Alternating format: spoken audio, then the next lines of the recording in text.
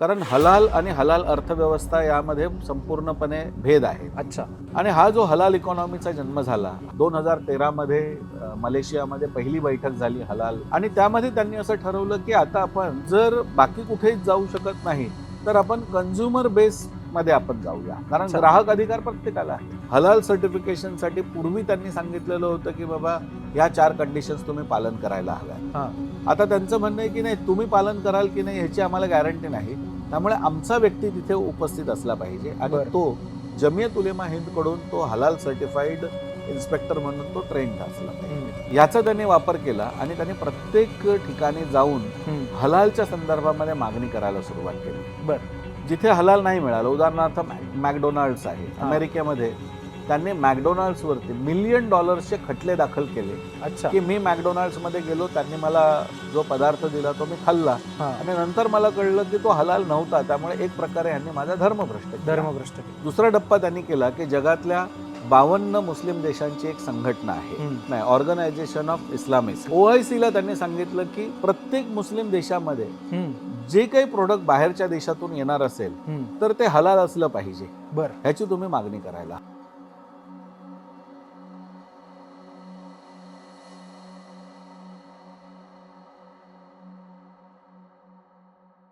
लव जिहाद, लँड जिहाद किंवा हलाल जिहाद असे जिहादचे आपण अनेक प्रकार ऐकले असतील. तर आजच्या काळामध्ये एक फार पॉप्युलर वर्ड इंटरनेटच्या माध्यमातून, न्यूज मीडियाच्या माध्यमातून आपण ऐकत असाल, ते म्हणजे हलाल अर्थव्यवस्था. आता हे हलाल म्हणजे नक्की काय? कारण की आत्तापर्यंत आपण फक्त चिकन मटन यांच्या दुकानांवरतीच हलाल हा शब्द आपण बघायचो, वाचायचो. पण आता या हलाल अर्थव्यवस्थेच्या जाळ्यातून $4 ट्रिलियन पेक्षा जास्त आर्थिक घडामोडी अख्ख्या जगामध्ये होत आहेत.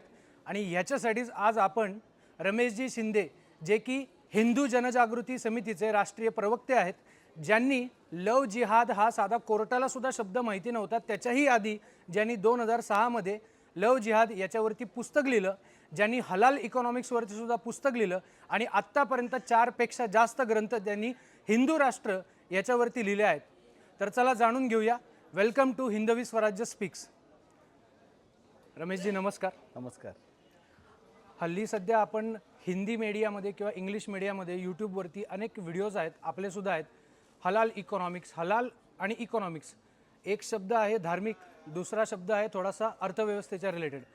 तर मला जाणून घ्यायचं आहे की नक्की हा हलाल शब्द म्हणजे काय आणि त्याचा इकॉनॉमिक्सशी काय संबंध आहे? मला असं वाटतं की आपल्या मराठी भाषिक जे ह्या विषयाचे अभ्यासक आहेत, किंवा महाराष्ट्रासारखं एक प्रचंड मोठं राज्य जिथे मुंबईमध्ये देशाची आर्थिक राजधानी आपण म्हणतो, अशा ठिकाणी हलाल शब्द समजून घेणं, हलाल अर्थव्यवस्था समजून घेणं, ह्या दोन्ही गोष्टी महत्त्वाच्या आहेत. आणि म्हणून सर्वप्रथम जर ह्या दृष्टीने सांगायचं असेल तर मला हलालच्या दृष्टीने एकदा स्पष्ट करावं असं वाटतं.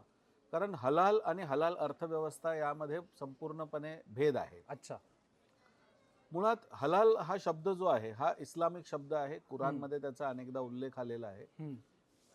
इस्लामनुसार हलाल आणि हराम म्हणजे कोणती गोष्ट घ्यावी, कोणती गोष्ट खावी, ह्याला अनुमती ज्याला दिलेली आहे, अच्छा, म्हणजे ज्याला परमिशन आहे, त्याला हलाल म्हटलेलं आहे. आणि ज्याला परवानगी नाही, जे निषिद्ध म्हटलेलं आहे, जे निषिद्ध आहे त्याला हराम म्हटलेलं आहे. आणि म्हणून हलाल आणि हराम ह्या सर्वसामान्य संज्ञा आहेत. अच्छा. परंतु कालांतराने हलाल शब्दाचा उपयोग हा बहुतांश वेळा मांसाच्या संदर्भामध्ये झाला, कारण खानपानाच्या संदर्भामध्ये मुख्यत्वे ह्या सगळ्या गोष्टी आल्या. जसं ज्यामध्ये डुकराचं मांस हे हराम म्हटलेलं आहे. पण हे हलाल आणि हराम फक्त इस्लामच्या रेफरन्समध्ये आहे ना? हे इस्लामिक रेफरन्समध्ये, हे फक्त इस्लामच्याच रेफरन्समध्ये आहे. ह्याची सुरुवात जर बघितली तर ती ज्यू किंवा यहुदी धर्मापासून, पंथापासून झालेली आहे. अच्छा. त्याच्यामध्ये कोशर आणि नॉन कोशर अशा 2 पद्धती आहेत. परंतु त्या पद्धती किंवा स्लॉटरिंगची पद्धत समानच आहे त्यामध्ये. परंतु त्यात थोडासा बदल इस्लाम आल्यानंतर त्यांनी तो केला. आणि हा जो बदल झाला तर ह्या बदलाला त्यांनी हलाल आणि हराम ह्या 2 संज्ञा दिल्या. हलाल मांसाच्या संदर्भात बघितलं तर त्याचे 3 नियम आहेत. अच्छा. सगळ्यात महत्त्वाची गोष्ट म्हणजे की जो कत्तल करतो तो कसाई जो आहे हा इस्लामचं पालन करणारा असला पाहिजे, अर्थात तो मुस्लिम मुसलमान असला असला पाहिजे. दुसरी गोष्ट, त्या प्राण्याला मारण्यापूर्वी त्याचं डोकं जे आहे, मुंडकं जे आहे, ते मक्केच्या दिशेला केलं पाहिजे. अच्छा. आणि त्याच्या गळ्यावरती सुरी चालवण्यापूर्वी त्याने एक कलमा बोलला पाहिजे. बर. हा कलमा बोलून झाल्यानंतर त्याने त्वरित त्याच्या गळ्यावरती सुरी फिरवली पाहिजे. आणि ती फिरवत असताना ती अशा पद्धतीने फिरवली पाहिजे की त्यामध्ये, ज्याला आपण म्हणतो की रक्तवाहिन्या, श्वासनलिका, हे एकाच घावामध्ये कट झालं पाहिजे आणि संपूर्ण रक्त जे आहे ते वाहून बाहेर गेलं पाहिजे. म्हणजे इस्लाममध्ये रक्त सुद्धा हराम म्हटलेलं आहे. अच्छा. फक्त मांस जे आहे ते फक्त हलाल आहे. हलाल आहे. बर. आता ह्यात दुसरं दारू आहे ती हराम म्हटलेली आहे. तर ह्यात मुख्यत्वे जर बघितलं तर ह्या सगळ्या गोष्टी खानपानाच्या संदर्भामध्ये होत्या. आणि हलाल हा विषय जो आहे तर तो सामान्यपणे एवढा होता. आता याच्या पुढे जर आपण जायचं म्हटलं की मग हलाल अर्थव्यवस्था नेमकी काय आहे, तर हलाल अर्थव्यवस्था ही पूर्णपणे भिन्न आहे.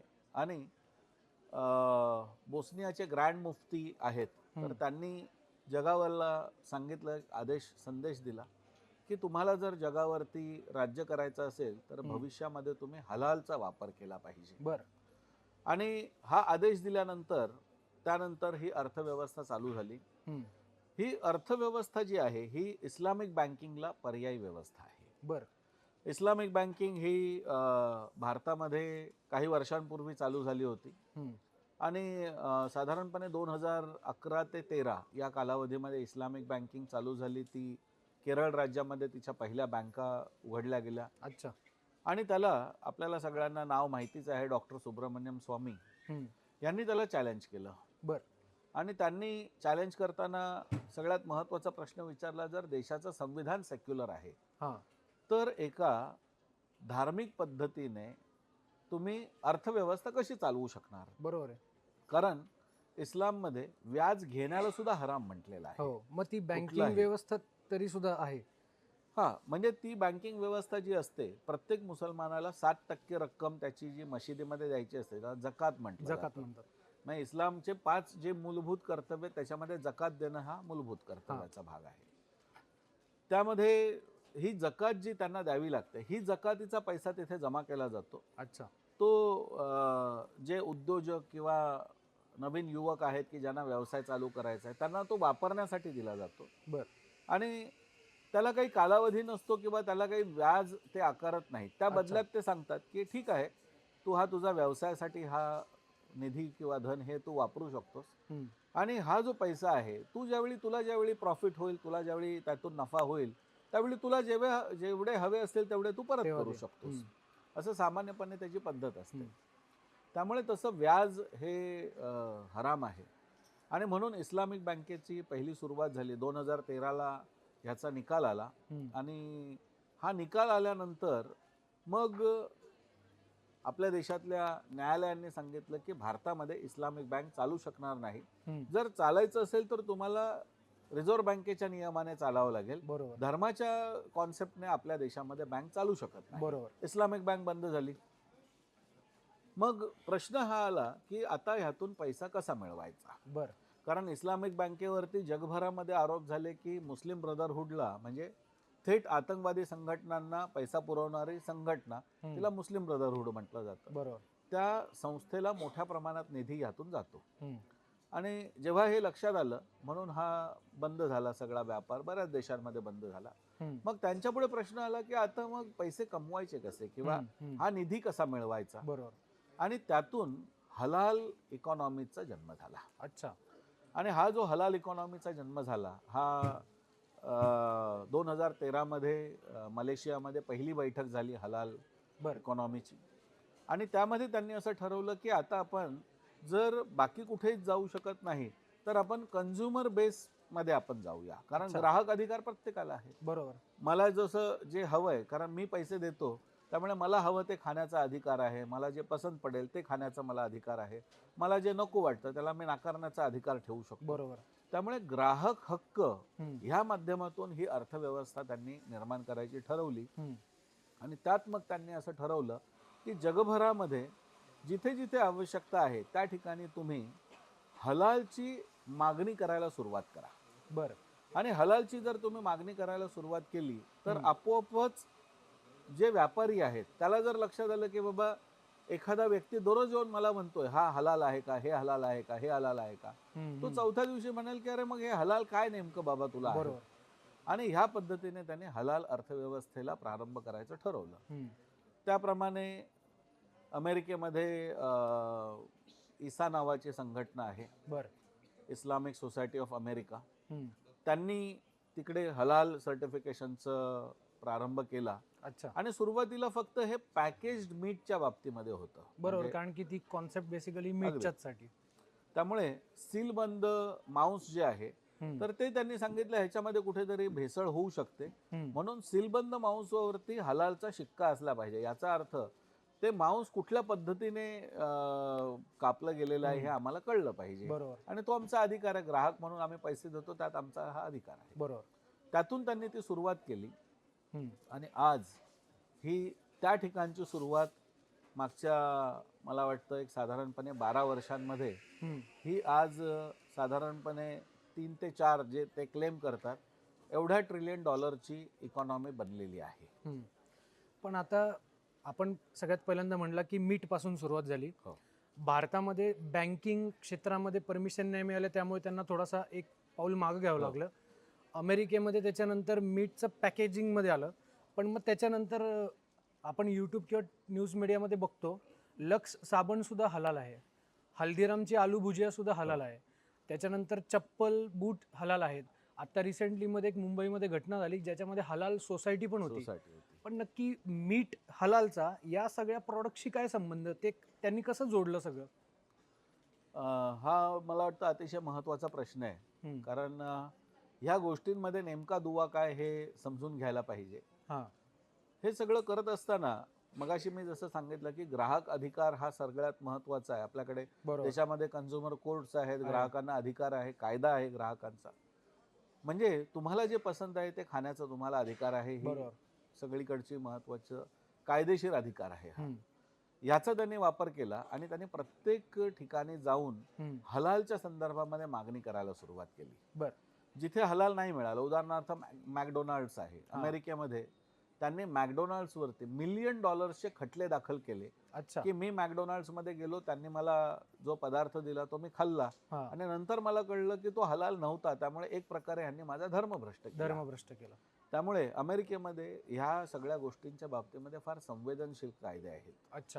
आणि म्हणून अमेरिकेमध्ये त्यांना $1 मिलियन ह्या पद्धतीचे खटले त्या ठिकाणी झाले आणि त्यांना दंड भरावा लागला.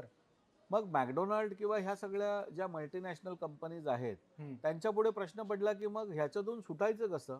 म्हणून त्यांनी काही मौलानांना विचारलं की आता मग यातून आम्हाला मार्ग काय आहे.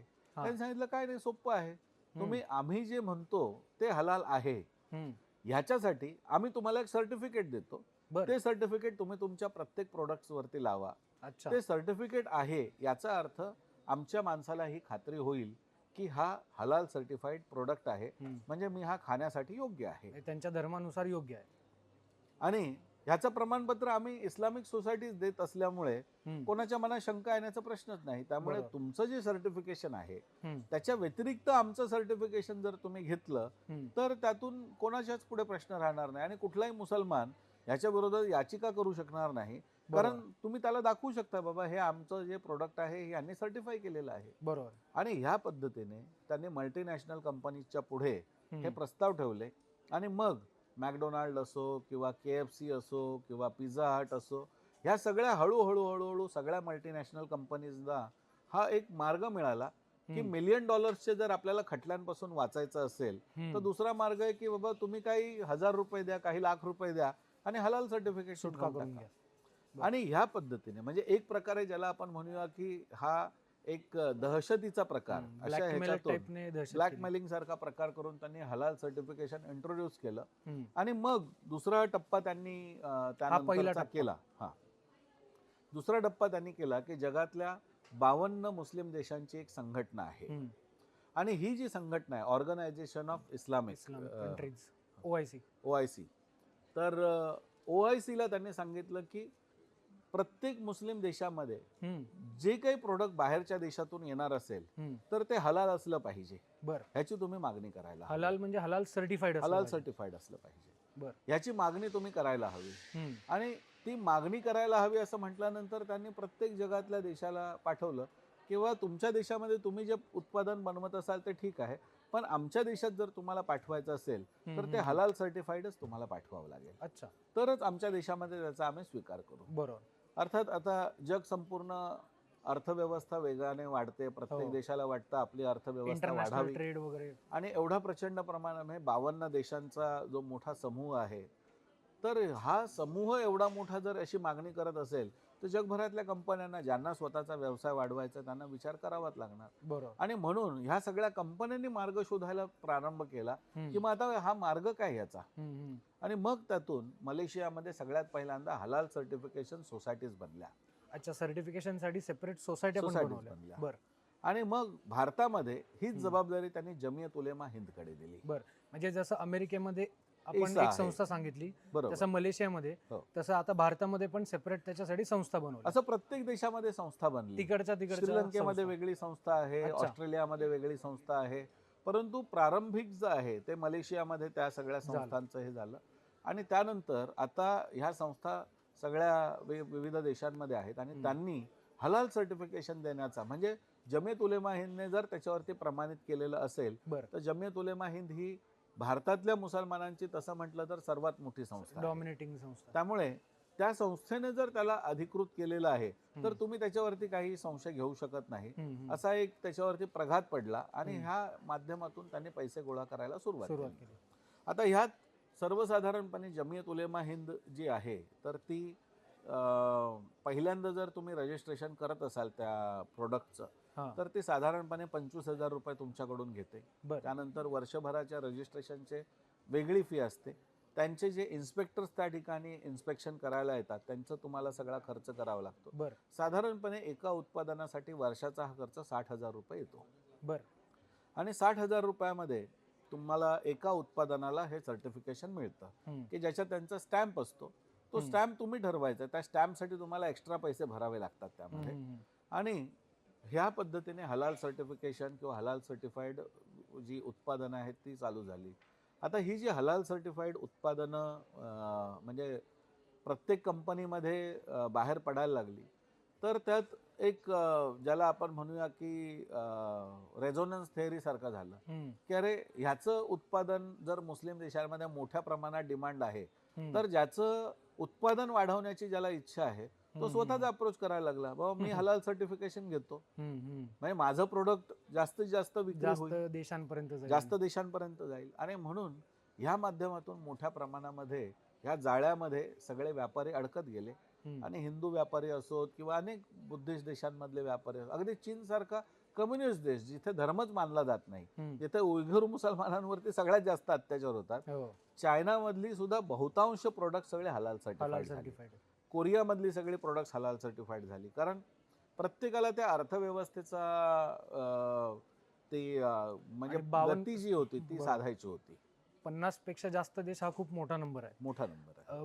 मला बरोबर समजलंय का सांगा. सपोज महाराष्ट्रामध्ये एखादा साखर कारखाना असेल हो. आणि साखर उत्पादन भारतात भरपूर होतं, तर महाराष्ट्रातल्या असं पकडूया आपण कोल्हापूरमधल्या साखर कारखान्याला पाकिस्तानमध्ये समजा साखर एक्सपोर्ट करायची असेल हो. तर त्या साखरीच्या पोत्यावरती त्याला हलाल सर्टिफिकेशन करावंच लागेल लावावं लागेल. आणि तरच तो त्या पाकिस्तान सारख्या देशामध्ये जे की त्या 52 मुस्लिम देशाचा पार्ट आहे हो. तिथं तो एक्सपोर्ट करू शकेल. अगदी बरोबर. अच्छा, म्हणजे याच्यामध्ये मीठचा काहीच संबंध उरला नाही.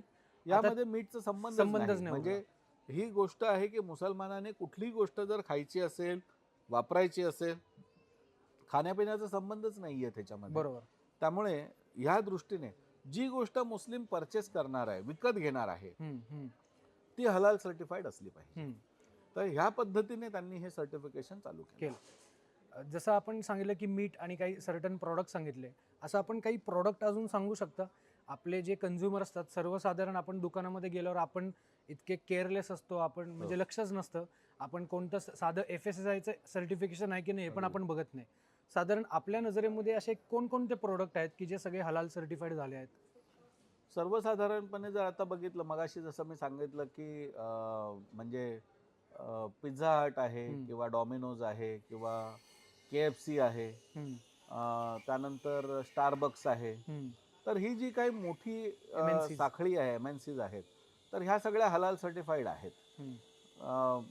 म्हणजे आपल्याकडे बिग बास्केट किंवा ह्या ज्या आहेत, हो. तर ह्या सगळ्या संस्था देखील लिशियस आहेत. त्यांनी तर उद्घोषणाच केलेली आहे की आम्ही अच्छा. फक्त हलालच विकतो. बर. तर आपण इंटरनेटवरती जर जाऊन बघितलं तर अशा हल्दीराम सारखी एक संघ, बरोबर. हल्दीराम कुठलाही मांसाहारी पदार्थ बनवत नाही, प्युअर व्हेज एकदम. परंतु तरी सुद्धा हल्दीराम हलाल सर्टिफाईड आहे. हम्म. आपल्या देशातल्या सगळ्या विमान कंपन्या, हम्म. म्हणजे सगळ्यात पहिल्यांदा आम्ही एअर इंडिया जी भारत सरकारी विमान कंपनी होती तिच्या विरुद्ध मोहीम उघडली. हम्म. त्यांनी हलाल बंद नाही केलं, बरं. कारण त्यांनी सांगितलं आमची इंटरनॅशनल संस्था असल्यामुळे आमच्याकडे मुस्लिम देशांमध्ये देखील विमानं जातात, त्यामुळे आम्ही बंद. फक्त त्यांनी हिंदू मीट नावाचा एक नवीन त्याच्यामध्ये कॅटेगरी चालू केली. बरं. परंतु बाकी इंडिगो पासून तुम्ही कुठल्याही देशातली विमान कंपनी घेतली, 100% सगळ्या हलाल जेवण देतात. बरं. आणि ह्या सगळ्या गोष्टींबरोबर म्हणजे खाद्यपदार्थांच्या बरोबर साखर आहे, त्याच्यानंतर विविध प्रकारचे औषध आहेत. म्हणजे हलाल मेडिसिन्स हलाल जवळपास मेडिसिन. हलाल मेडिसिन्स $100 बिलियन बिझनेस आहे हलाल मेडिसिन्स. बरं. म्हणजे यातलं अगदी गंमत सांगायची झाली तर कोविड आलं हो. आणि कोरोनाचा प्रादुर्भाव ज्यावेळी मोठ्या प्रमाणात झाला, हम्म. त्यावेळी हा प्रादुर्भाव मोठ्या प्रमाणात झाल्यानंतर असं झालं की ह्या मुस्लिम देशांनी हम्म. कोविशिल्ड आणि ह्या सगळ्या ज्या कंपन्या होत्या, तर त्यांच्याकडे मागणी केली की आम्हाला जर तुम्हाला हे औषध द्यायचं असेल तर हलाल सर्टिफाईड दिलं पाहिजे. बरं. त्या काळामध्ये ह्या औषधाची इतकी प्रचंड मागणी होती की ह्या सगळ्या अमेरिकन कंपन्या ज्या हम्म.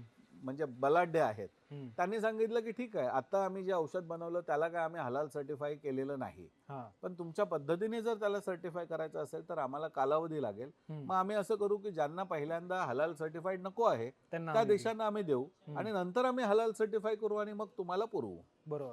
त्यातून त्यांना लक्षात आलं की म्हणजे हे औषध येईपर्यंत आपली किती जनसंख्या राहील हे सांगता येत नाही. बरोबर. आणि हे ज्यावेळी ठरलं हम्म. त्यावेळी त्यांनी एक नवीन नियम ह्यामध्ये बनवला हम्म. की जीवनावश्यक जेव्हा औषधांचा प्रश्न असेल हम्म. त्यावेळी त्याच्यावरती हलाल सर्टिफिकेशन नसलं तरी सुद्धा चालेल, बरं. ते औषधं तुम्ही घेऊ शकता. अच्छा.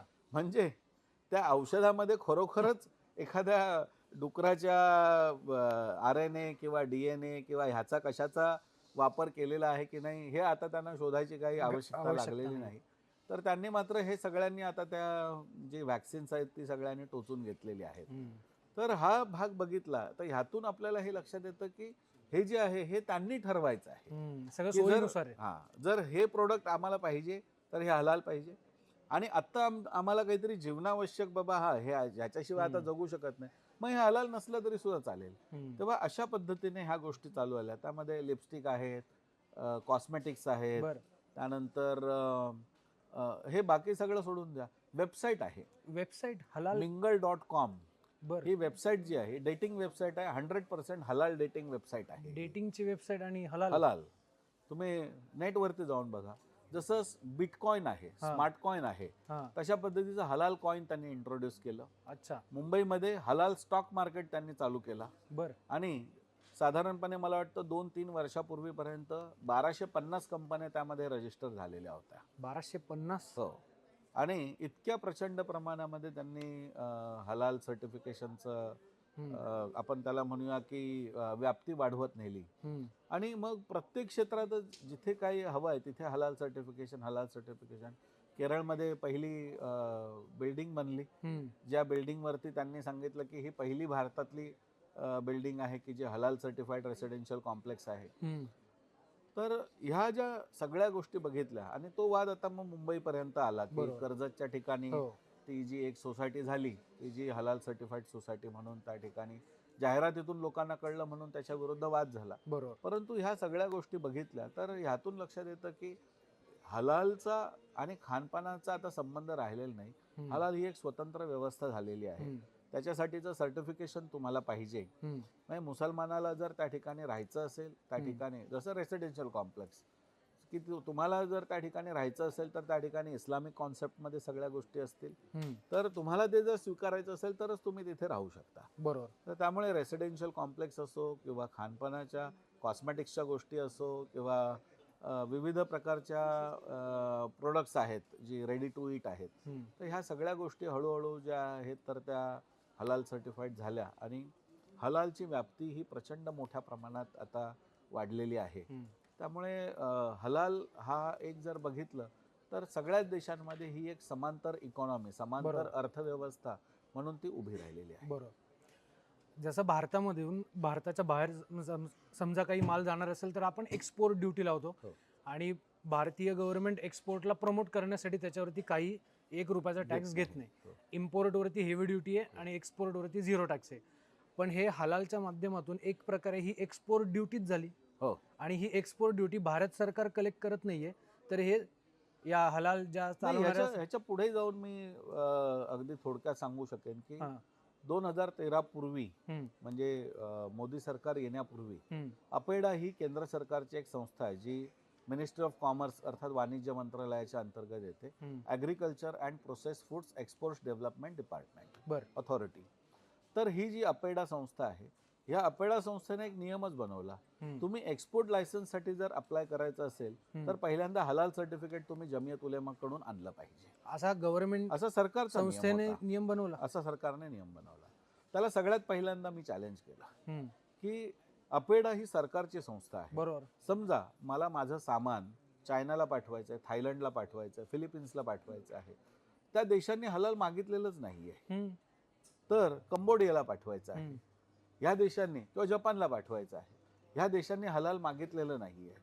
जर मला माझं सामान मुस्लिम देशांमध्ये विकायचंच नाही आहे हम्म. तरी मी का हलाल सर्टिफिकेशन घ्यावं.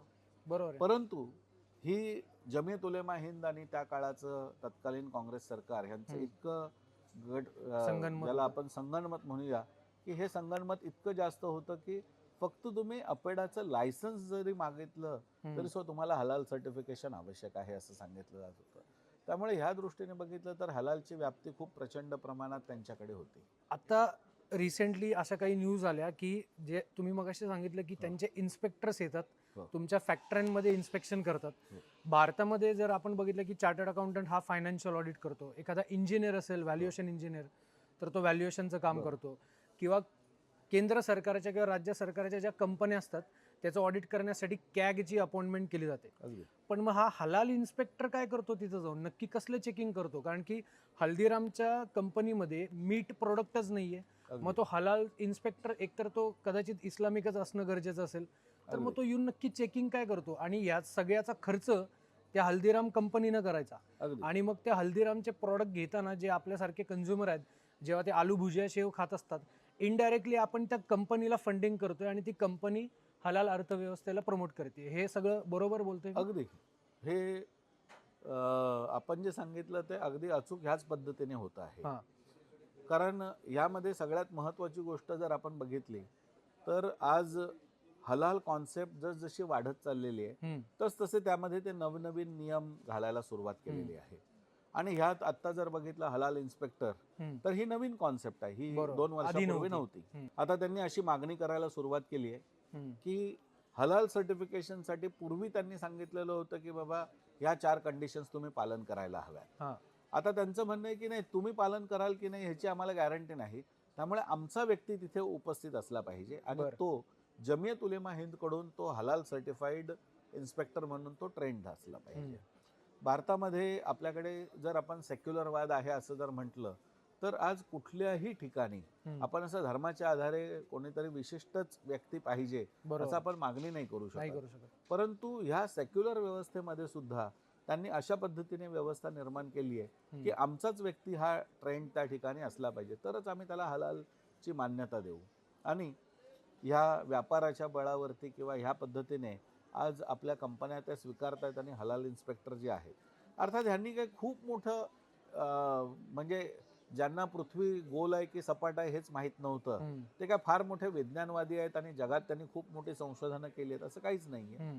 त्यामुळे त्या दृष्टीने जर बघितलं तर ह्यात काही ते फार मोठं वैज्ञानिक कार्य करतात असं नाही आहे. भांडी स्वच्छ आहेत की नाहीत, नीट घासली जातात की नाहीत, धुतली जातात की नाहीत, त्याच्यामध्ये जे वापरले जाणारे पदार्थ आहेत ते कुठून येतात, ह्या सगळ्या गोष्टींचं फक्त ते ट्रेस घेतात. बाकी त्याच्यामध्ये काहीही नसतं. आणि दोन त्यातल्या महत्त्वाच्या ज्या गोष्टी आहेत की एक की काही एन्झाईम्स असे आहेत की जी एन्झाईम्स ही ॲनिमल बोनमधून काढली जातात. किंवा ज्याला आपण म्हणूया की त्याच्यामध्ये त्याचा समावेश असण्याची शक्यता आहे असं जे आहे त्याच्यामध्ये ते खात्री करतात. दुसरं काही याच्यामध्ये जसं उदाहरणार्थ हल्ली काही चॉकलेट्स मिळतात त्याच्यामध्ये वाईन किंवा रम त्याच्यामध्ये घातलेली असते. तर अशा प्रकारचा कुठला मादक पदार्थ त्यामध्ये नाही आहे ना ह्याची ती माहिती घेतात. परंतु माझा सामान्य प्रश्न आहे, तुम्ही कुठलंही प्रोडक्ट घ्या बाजारातून, त्या प्रोडक्टवरती मागच्या बाजूला भारत सरकारने मॅन्डेटरी केलेलं आहे त्या प्रोडक्टमध्ये कोणत्या गोष्टी आहेत, किती पर्सेंटेज आहेत, हा सगळा चार्टच छापलेला असतो. बरोबर. त्याच्यानंतर केंद्र सरकार त्याचं संपूर्ण पडताळणी झाल्यानंतर त्याच्यावरती 2 डॉट प्रिंट करतं. हिरवा असेल तर 100% शाकाहारी आहे, आणि जर नारंगी लाल किंवा तपकिरी असेल तर तो पदार्थामध्ये मांसाहारी काहीतरी असण्याची शक्यता आहे. म्हणजे हे सगळं तपासणी भारत सरकार करतच आहे. त्याच्यासाठी तुम्ही फी देतच आहात. परंतु एक जमियत उलेमा हिंद म्हणते की भारत सरकारवरती आमचा विश्वास नाही, सर्टिफिकेट घ्यायचं असेल तर ते आमचं असलं पाहिजे. आणि हे पॅरलली आपल्याला एक वेगळं सर्टिफिकेट घ्यावं लागतं. त्यासाठी पर प्रोडक्ट 60,000 रुपीज पर्यंत खर्च करावा लागतो आपल्याला. आणि कुठलाही आता हल्दीराम सारखा जर व्यापारी असेल, जर तो करोडो रुपये ह्या सर्टिफिकेटवरती, कारण त्याचे 500 पेक्षा जास्त प्रोडक्ट आहेत, जर करोडो रुपये खर्च करत असेल तर तो त्या खर्च आहे तर तो उत्पादनातूनच वसूल करणार आहे. आणि हा जो उत्पादनातून वसूल होणारा खर्च आहे हा अनायसे आपल्या सगळ्यांच्या डोक्यावरती पडतो. आणि म्हणून ह्या दृष्टीने हे अतिशय गंभीर गोष्ट आहे की आज एक समांतर अर्थव्यवस्था आपल्या देशामध्ये चालू आहे की ज्या अर्थव्यवस्थेला म्हणजे बाकी सगळं धर्माच्या आधारे सोडूनच द्या, परंतु सेक्युलरपणाच्या आधारे सुद्धा त्याला कुठलाही अधिकार नसला पाहिजे, पहिली गोष्ट. दुसरी गोष्ट की ह्यामध्ये ते जे बघतात, जसं उदाहरणार्थ की कॅल्शियम हे तुम्हाला चुन्यापासूनही मिळू शकतं, कॅल्शियम हे तुम्हाला हाडांच्या चुऱ्यातूनही मिळू शकतं. तुम्ही ठरवायचे की कॅल्शियम तुम्हाला कुठल्या माध्यमातून हवं आहे. परंतु मी अनेक इंडस्ट्रियलिस्ट लोकांशी बोललो, त्यांनी सांगितलं की जर तुम्हाला चुना अगदी सहज आणि स्वस्तात जर उपलब्ध आहे तर तुम्ही हाडं आणा, ती क्लीन करा, ती क्रश करा आणि त्याच्यातून कॅल्शियम मिळवा. ही टेक्निकल प्रोसेस कशासाठी राबवतील? आणि जर समजा असलीच तर त्यामध्ये आपण विचार करायला पाहिजे की डुकराची हाडं आणि गाईची हाडं किंवा म्हशीची हाडं ह्याच्यामध्ये प्रेफरेबल काय असेल? मग जर त्या ठिकाणी ह्याच्यामध्ये जर गोमांसाचा वापर असेल, ह्याच्यामध्ये जर गाईच्या हाडाच्या चुऱ्याचा वापर असेल तर त्याला ते सर्टिफिकेट देणार, कारण त्यांच्या दृष्टीने गाय हलालच आहे. त्यांच्या दृष्टिकोनातून गाई किंवा बीफचं हाड यूज करणार आणि डुकराचं यूज नाही करणार. म्हणजे हलाल सर्टिफाई एखादं उत्पादन हे गॅरंटी तुम्हाला फक्त त्याच्यामध्ये डुकराचं मांस नाही किंवा डुकराच्या हाडांपासून बनलेला एखादं रासायनिक पदार्थ नाही एवढाच देऊ शकतो. ते गाईचं मांस किंवा गाईच्या मांसापासून किंवा गाईच्या हाडांपासून काही असेल तर ते सांगू शकत नाही. त्यामुळे हलाल गोष्ट घेणं हे खरं बघितलं तर हिंदू धर्माच्या विरोधात, आपणच आपल्या विरोधात काम अगदी. आणि त्यामुळे हा हलालचा जो हा धोका आहे हा हिंदू धर्मांच्या दृष्टिकोनातून महत्त्वाचा. मी मध्ये एकांशी चर्चा करत होती आणि मी त्याच्या रिलेटेड मी 2-3 आर्टिकल पण वाचले. त्याच्यात किती सत्यता आहे तुम्ही थोडंसं सांगा. एखादा हिंदू बिझनेसमॅन आहे, त्याने हलाल सर्टिफिकेशन घेतलं. सुरुवातीला तुम्ही जसं म्हणले की पहिलं त्याला असं आमिष दाखवण्यात आलं की तुला 52 मुस्लिम देशांमध्ये धंदा करता येईल तर तू सर्टिफिकेट घे. त्याच्यानंतर मग दुसऱ्या स्टेपला त्यांचे कंडिशन्स वाढल्या की आता तू तुझ्या इथं जे स्टाफ वगैरे आहे तर त्याच्यामध्ये पण तू 2 स्टाफ किंवा 3 स्टाफ हा मुस्लिम समाजाचा असला पाहिजे. अजून एकाने मला कंडिशन सांगितली की आता त्यांनी चालू केलेलं आहे की तुझे जे रॉ मटेरियल सप्लायर्स आहेत, म्हणजे आलू भुजियावाल्याचा समजा बटाटे सप्लाय करणार असेल तर त्या सप्लायरकडे पण हलाल सर्टिफिकेट आहे का. म्हणजे ते म्हणतात ना टॉप डाऊन अप्रोच, ते मल्टीनॅशनलला पकडलं बट आता त्यांचे वेंडर्सला पकडत चाललेत आणि वेंडर्स नंतर शेवटपर्यंत ते शेतकऱ्यांपर्यंत थोड्याच दिवसामध्ये पोहोचणार आहेत. याच्यामध्ये सत्यता आहे? याला मी एका वाक्यात जर सांगायचं असेल, हलालची ओरिजिनल कॉन्सेप्ट हीच आहे. अच्छा. फ्रॉम फार्म टू फोर्क बर शेतापासून तुमच्या ताटातल्या अगदी त्या फोर्क पर्यंत म्हणजे काटे चमच्यापर्यंत हम्म. प्रत्येक गोष्टीमध्ये इस्लामचं पालन करणारा व्यक्ती असला पाहिजे तरच ती गोष्ट हलाल होते. बर हा बेसिक सिद्धांत आहे हम्म. त्याचा. आणि म्हणून हळूहळू ही त्याची व्याप्ती वाढवत चाललेली आहे. त्यामुळे आपण जे ऐकलेलं आहे ते काही प्रमाणात सत्यच आहे या दृष्टीने. फक्त ह्या दृष्टीने आज आपण बघायला पाहिजे की याचा परिणाम आपल्या हिंदू समाजातल्या दलितांवरती किंवा ज्याला आपण म्हणूया की खाटीक समाजावरती हा मोठ्या प्रमाणात होतो. बरोबर आहे. याचं कारण की आज तुम्ही छोटासा व्यवसाय चालवून आज जीवन चालवणं कठीण आहे. बरोबर परंतु आज होतंय असं की प्रत्येक हॉटेल किंवा मॅकडोनाल्ड सारखे किंवा KFC सारख्या मोठ्या संस्था ज्या आहेत त्यात जर हलाल सर्टिफाय जर असतील तर आता जसं तुम्ही सांगितलं की व्हेंडरच त्यांना जर हलाल बरोबर. सप्लाय लागणार असेल तर हिंदू व्यापारी आपोआपच त्या बाजारपेठेतून बाहेर बाहेर पडतील. पडणार. मुंबईमध्ये देवनार जिथे सरकारी कत्तलखाना आहे त्या ठिकाणी एकेकाळी 387 दुकानं हिंदू खाटिकांची होती. हम्म. आज केवळ 2 आहेत. बर म्हणजे आपण कल्पना करू शकता की ह्या मार्केटवरती किती प्रचंड मोठा कंट्रोल हा निर्माण केला जातोय. हम्म. उत्तर प्रदेशमध्ये साधारणपणे 24,000 कोटी रुपयांचं फक्त चिकन विकलं जातं. 24,000 करोड कोटी रुपयाचं. रुपयांचं. बर संपूर्ण वर्षभरामध्ये तुम्ही जर ह्याचं बजेट जर बघितलं तर 24,000 कोटी रुपयांचं चिकन विकलं जातं. मी ह्याच्यामध्ये अजून वेगळे मांस जोडत Addच नाही आहे. गोवा राज्याची अर्थव्यवस्था 25,000 कोटी आहे. हो म्हणजे एका राज्याचं जेवढं उत्पन्न आहे तेवढं उत्तर प्रदेशमध्ये फक्त चिकन विकलं जातं. बरोबर. जर ही गोष्ट आपण बघितली तर आपल्याला लक्षात येईल की ह्यामध्ये आज जो हिंदू समाजाचा जो खाटीक समाज आहे किंवा जो खाटीक समाजाचा जो व्यक्ती आहे हम्म. हा संपूर्णपणे ह्या व्यवसायातूनच बाहेर पडतो आहे. बरोबर. आणि हजारो कोटींचा हा जो व्यवसाय आहे तर हा व्यवसाय एक हलालच्या नावाखाली एका विशिष्ट समुदायाकडे मुस्लिम समुदायाकडे हा आकर्षित होतोय किंवा ते त्या व्यवसायावरती संपूर्ण नियंत्रण Control. मिळवण्याचा प्रयत्न अच्छा. करत आहेत.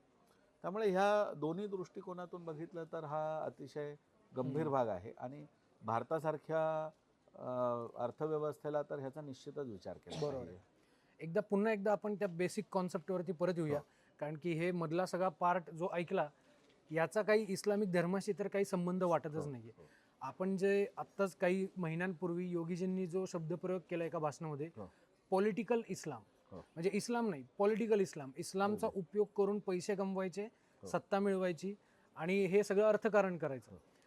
तर अशा सिमिलर बॅकग्राऊंडवरती आपण जे कॅल्क्युलेशन सांगितलं 25,000 करोड आणि हे सगळं शेवटी स्टार्ट झालं हलाल या शब्दावरनं. अगदी पण हलाल शब्द आपण भारतामध्ये तर खाटीक समाज किंवा जो आहे तर तो झटका पद्धतीनं मीठ त्याचं हे होतं. तर झटका वर्सेस हलाल या दोन मीटमध्ये जर कम्पॅरिझन केलं तर त्याच्यामध्ये पण काही इंटरनॅशनल स्टडीजचा उल्लेख आपण आपल्या पुस्तकामध्ये केला आहे. त्याचं थोडंसं प्रेक्षकांना तुम्ही मार्गदर्शन करा. कसं आहे की एक जगभरामध्ये एक गैरसमज मोठ्या प्रमाणात पसरवला गेला की हलाल ही स्लॉटरिंगची किंवा कत्तल करण्याची पद्धत ही सगळ्यात सुरक्षित पद्धत आहे. सुरक्षित. अच्छा.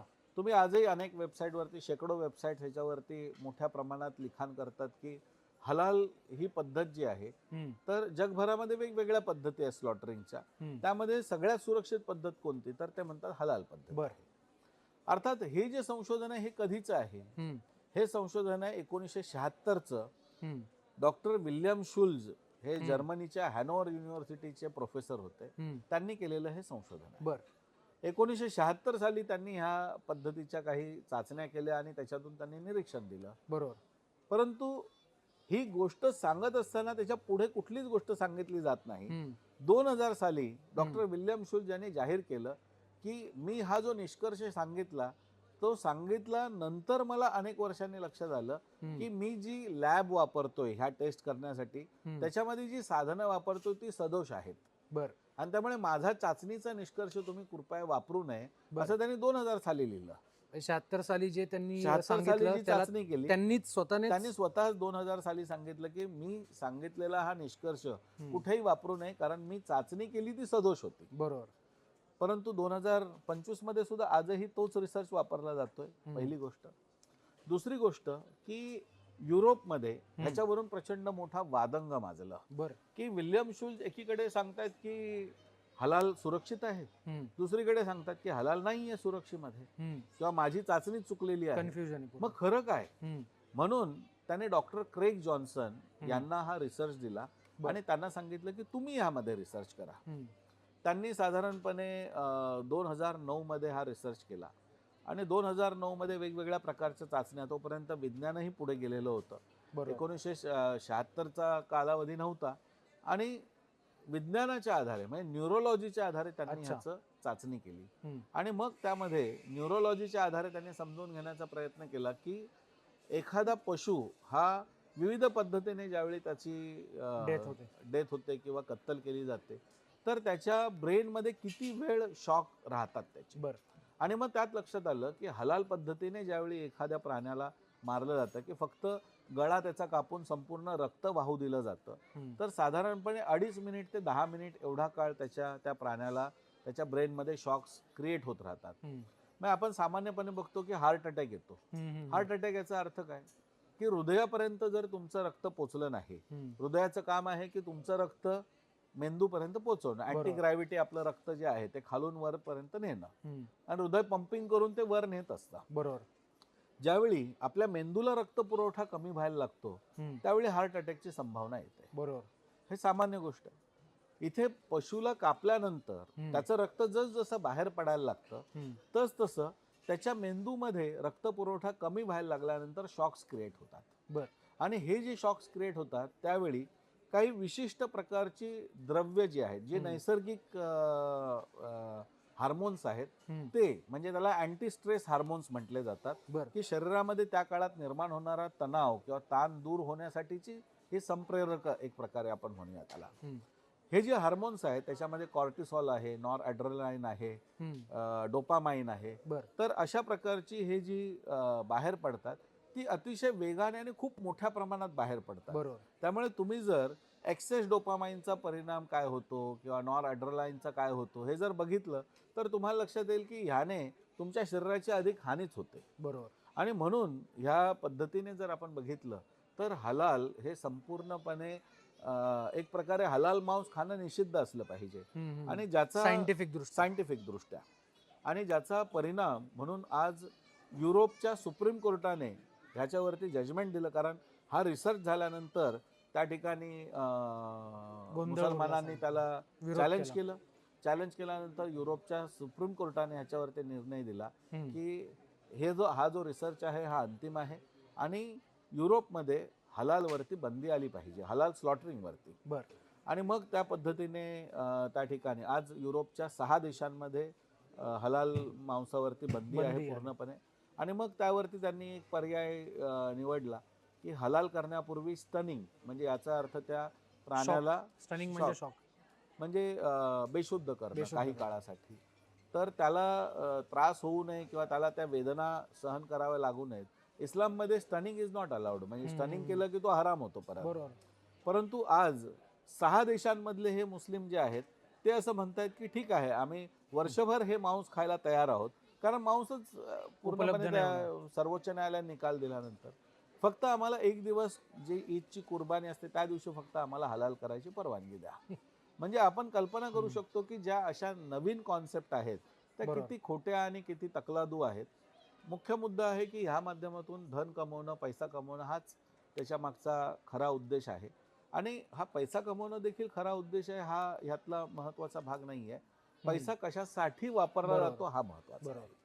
आणि म्हणून आज आपण जर बघितलं जमियत उलेमा हिंद ही संस्था भारतामध्ये, अगदी पुण्यात आपली जर्मन बेकरीचा जो ब्लास्ट झाला तर तिथपासून ते मुंबईच्या आतंकवादी 26/11च्या हल्ल्यामध्ये जो अबू जिंदाल सापडला, ह्या सगळ्यांपर्यंत जे जे मुस्लिम जिहादी आतंकवादी पकडले गेलेले आहेत त्या सगळ्यांचे केसेस चालवणं, खटले चालवणं आणि ते खटले लढणाऱ्या वकिलांना पैसे पुरवणं, ह्या सगळ्यांसाठी हलालच्या ह्या निधीचा प्रचंड मोठ्या प्रमाणात वापर करतात. बरोबर. म्हणजे थोडक्यामध्ये पॉलिटिक्ससाठी इनडायरेक्टली पुढच्या ह्याच्यामध्ये वापर होणार. निश्चित. ओके. आता आपण शेवटच्या भागामध्ये येऊया. प्रॉब्लेम आपल्याला आयडेंटिफाय झालेला आहे. 10 वर्षापूर्वी किंवा तुम्ही जेव्हा पुस्तक लिहिलं या विषयावरती तुम्ही खूप अशा वातावरणात रिसर्च केला की जेव्हा डेटाच अवेलेबल नसणार, बट तुम्ही खूप चांगल्या पद्धतीने तो रिसर्च केला. सर्वप्रथम मी सगळ्या प्रेक्षकांना विनंती करतो की डिस्क्रिप्शन बॉक्समध्ये मी याची लिंक टाकत आहे.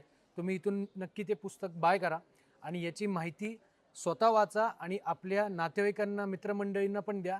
आणि संध्याकाळी जेव्हा आपण गप्पा मारायला बसतो, चहाच्या कट्ट्यावर असू दे किंवा डिनर टेबलवरती असू दे, या विषयावरती चर्चा करा. सर, मी आता तुम्हाला विनंती करतो, आपल्या पूर्णपणे समाजासाठी या हलाल इकॉनॉमिक्स आणि लव जिहाद असो वेगवेगळे जे प्रॉब्लेम्स आहेत, याच्यासाठी आपण काहीतरी एक संदेश द्या की सोल्युशनच्या माध्यमातून. प्रॉब्लेम आपल्याला समजलाय, हो. पण आपल्याला सोल्युशन पण निश्चित. सांगणं गरजेचं आहे. हो. तर आपण थोडंसं मार्गदर्शन करा शेवटच्या भागात. मला असं वाटतं की ह्या समस्येवरती सोल्युशन आहे.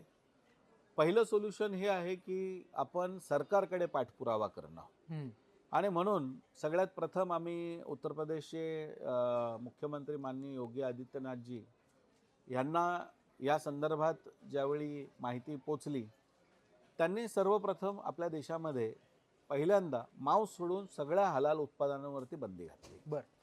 आता ही बंदी सहजपणे येऊ शकते.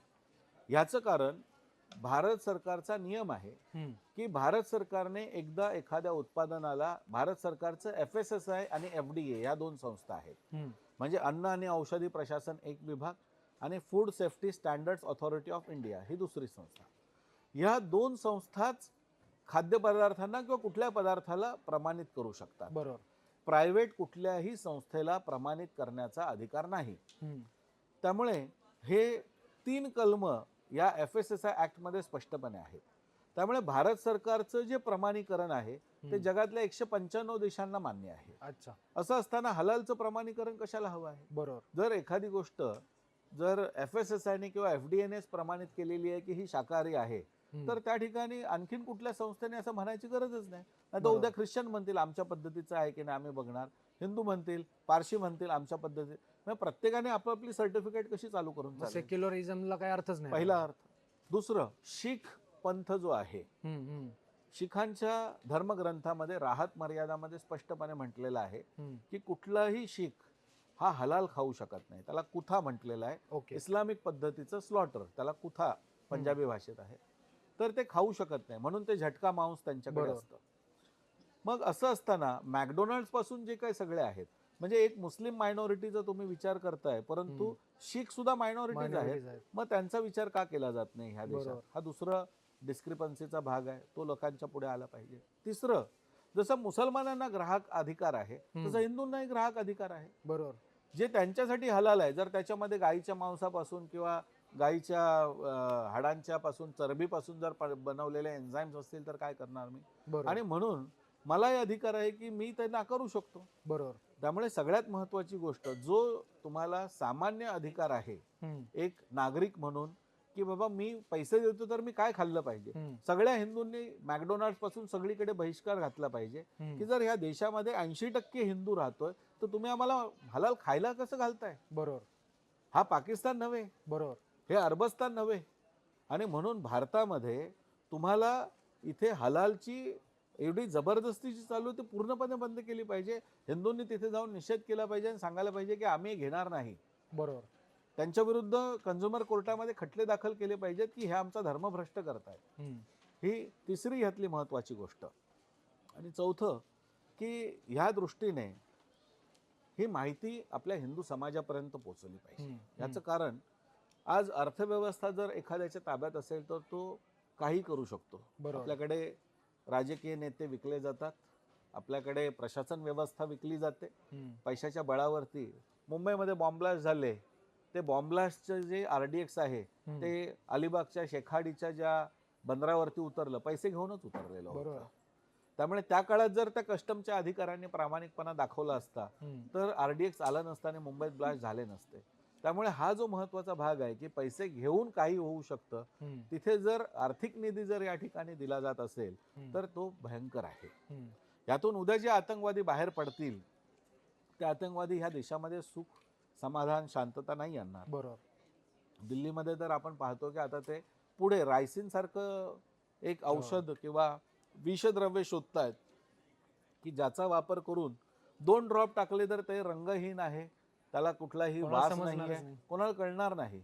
मग अशा परिस्थितीमध्ये आपण अशी अर्थव्यवस्था कशी चालू देतो? बरोबर. त्यामुळे भविष्यामध्ये आपल्या समाजाला धोक्यात टाकण्याचा हा प्रकार आहे. हम्म. आणि ह्या संदर्भात मला असं वाटतं की हिंदू समाजाने जागृत राहायला पाहिजे.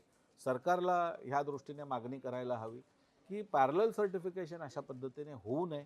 भारत सरकारच्या सर्टिफिकेशनवरती आपला विश्वास असला पाहिजे.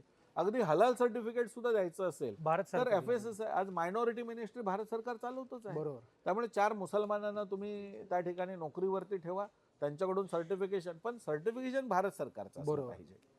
आणि ह्या दृष्टीने जर झालं तर जो निधी जातोय, आज मोदीजी स्वप्न पाहतात की 2025 नंतर आपली इकॉनॉमी ही $5 ट्रिलियन व्हावी.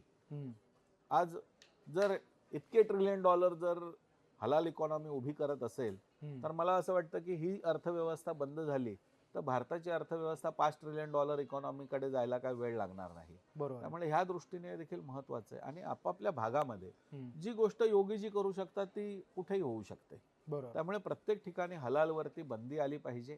हा सरकारने जेवढा करायचा भाग आहे तेवढा मीही करायचा भाग आहे.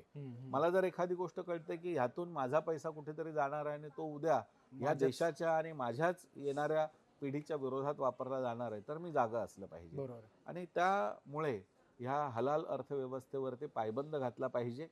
ह्याच्यासोबत एक शेवटचा आणि महत्त्वाचा मुद्दा मला वाटतं असं सांगायला हवा की आज आपल्याला लक्षात येईल की एक्सपोर्टसाठी जर हलाल सर्टिफिकेशन पाहिजे तर जमियत उलेमा हिंदचं सर्टिफिकेशन आहे असं आपण जरी म्हटलं तरीसुद्धा याच्यासाठी कुठली स्टँडर्ड ऑपरेटिंग प्रोसिजर नाही, SOP नाही. जसं मोबाईलसाठी एक SOP आहे, कॉम्प्युटरसाठी SOP आहे, तसं हलालची SOP काय? तुम्ही काय गॅरंटी त्याने मनातल्या मनात कलमा बोलला नाही बोलला तुम्हाला कसं काय कळणार आहे? त्याने मक्केच्या दिशेला केलं नाही केलं तुम्हाला कसं कळणार आहे? बरोबर. त्यामुळे हलालसाठी स्टँडर्ड ऑपरेटिंग प्रोसिजर नाही, पहिली गोष्ट. दुसरी गोष्ट, जमियत उलेमा हिंद ही सुन्नी मुस्लिम संस्था आहे, तिचं सर्टिफिकेशन शिया मुस्लिम देशात चालत नाही. मग तुम्हाला अजून एक वेगळं सर्टिफिकेशन घ्यावं लागतं. त्यामुळे प्रत्येक देशात जर तुम्हाला साहित्य पाठवायचं असेल तर प्रत्येक देशासाठी वेगळं वेगळं सर्टिफिकेशन, म्हणजे प्रचंड मोठं शोषण आहे. तेव्हा हा अनावश्यक जो हलालचा बोजा जो हिंदू समाजावरती किंवा आपल्या ह्या देशातल्या नागरिकांवरती टाकला जातोय हा पूर्णपणे बंद व्हायला हवा. आणि हा बंद जर करायचा असेल तर आपण ह्या विरोधामध्ये जागृत राहून ग्राहक अधिकाराचा वापर करून आपण ह्या विरोधामध्ये उभं राहिलं पाहिजे, लढलं पाहिजे. आणि जर आपण ही अर्थव्यवस्था थांबवू शकलो तर भविष्यामध्ये आपल्याला निश्चितपणे सुरक्षित भारत राहील. कारण आपल्याकडे धर्मस्य मूलम अर्थ हा असं म्हटलेलं आहे. त्यामुळे अर्थकारण देखील तितकंच महत्त्वाचं आहे. धर्माचं रक्षण करायचं असेल तर अर्थकारणावरती नियंत्रण आपलं असलंच पाहिजे. आणि म्हणून हलाल अर्थव्यवस्था आपण रोखायला हवी. बरोबर. नक्कीच सर, हा आपला फर्स्ट एपिसोड आहे.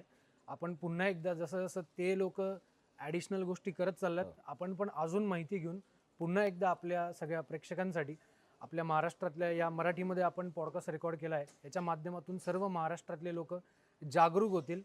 आपण जे विकत घेतोय ते घेताना नक्की बघतील, त्यांच्या वेबसाईट चेक करतील. असा आपण आज जो संदेश दिला आहे त्याच्यासाठी खूप खूप धन्यवाद. जय श्री राम. धन्यवाद. जय श्रीराम.